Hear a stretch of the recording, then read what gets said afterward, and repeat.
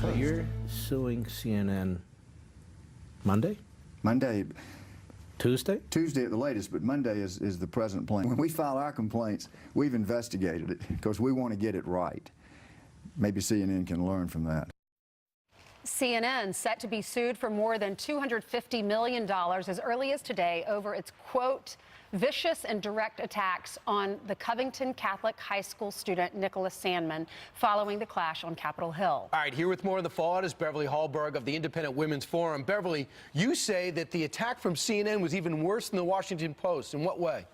Well, when you look at CNN and the platform and the reach that they have, they were able to cover the story for 48 hours straight with a faulty narrative claiming that Nick Sandmann, of course, this minor, this young man wearing a MAGA hat, was using racist language and being very disrespectful and mocking to the gentleman who was standing in front of him. So when you have this much coverage, it's very hard for CNN, even when they get the story right, to do right by this young man. And that's the problem with incorrect reporting, is that retractions and corrections rarely get the same amount of coverage. So I think this lawsuit is a huge wake-up call to news outlets to try to get the story right, because this is damaging to so many people's lives when they get the story wrong. Beverly, he sued the Washington Post for $250 million. Does he have a case in both of these suits, and will he win them, and how much will he get?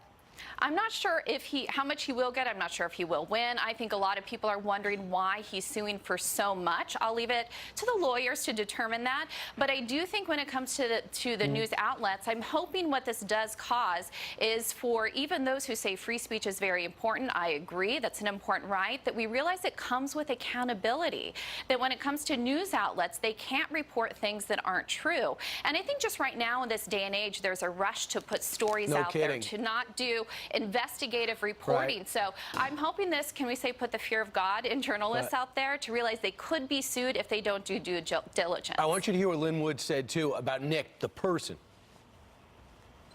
CNN couldn't resist the idea that here's a guy with a young boy with a Make America Great Again cap on. So they go after him, and they maintain it for at least 2 days. They were vicious. It was false. Nicholas was collateral damage.